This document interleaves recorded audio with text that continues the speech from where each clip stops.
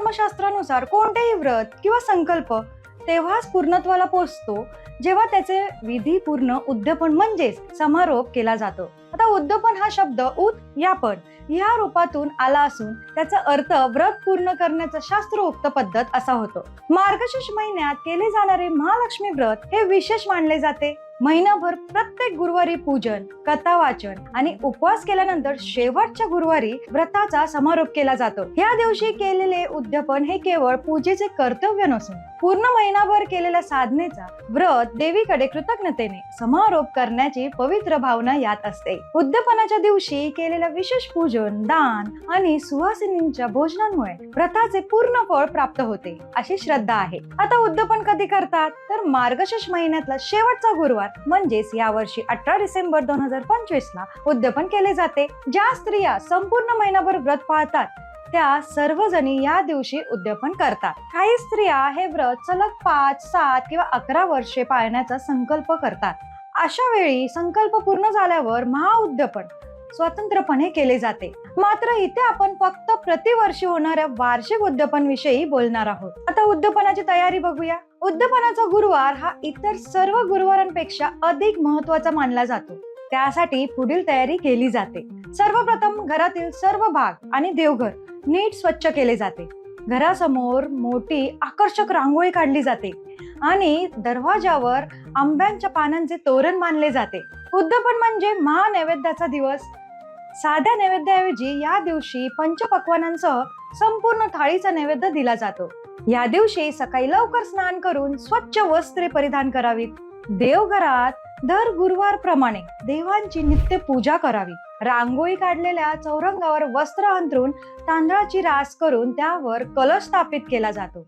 कलशात पाणी, हळद कुंकू, नाणे, सुपारी, दुर्वा भरून त्यावर आंब्यांची पाने व नारळ ठेवला जातो. त्यानंतर पंचोपचार किंवा षोडोपचाराने पद्धतीने पूजा केली जाते. उद्यापनाचा सर्वात महत्वाचा भाग म्हणजे महानैवेद्य. पुरणपोळी हा या दिवशीचा मुख्य नैवेद्य असतो बघा. हा नैवेद्य देवासमोर ठेवून प्रार्थना केली जाते. नैवेद्यानंतर महालक्ष्मी व्रत कथा वाचली जाते. या कथेमध्ये उद्यापनाचे महत्व, व्रताचा उद्देश आणि वाण देण्याची परंपरा याबद्दल सांगितलेले आहे. आता उद्यापनाच्या दिवशी हळद कुंकूचा कार्यक्रम ठेवला जातो. शेजारी नातेवाईकातील 5, 7 किंवा 11 विवाहित स्त्रियांना बोलवतात. प्रत्येक सुवासिनीला देवी स्वरूप मानून तिच्या ओटीत थोडे तांदूळ, सुपारी, हळद कुंकू, खारीक, बदाम, नाणे, श्रीफळ किंवा कोणतेही फळ, खण किंवा ब्लाऊज पीस या वस्तू ठेवल्या जातात. सर्व सुवासिनींना हळद कुंकू लावून त्यांचे आशीर्वाद घेतले जातात आणि त्यांना जेवू घालतात. काही जणी सुवासिनींना तर काही जणी कुमारिकांनाही प्रसाद देतात. तुम्ही तुमच्या इच्छेनुसार हे ठरवू शकता. सायंकाळी देवीची मनपूर्वक आरती करून महिनाभर केलेल्या व्रताचे आभार मानावेत. विधानात काही चूक झाली असल्यास क्षमा मागावी आणि परिवाराच्या सुख समृद्धीसाठी प्रार्थना करावी. रात्री सर्व विधी पूर्ण झाल्यानंतर कलश थोडा हलवून विसर्जन केले जाते. त्यातील पाणी घरभर शिंपडावे. उरलेले पाणी तुळशीला घालावे.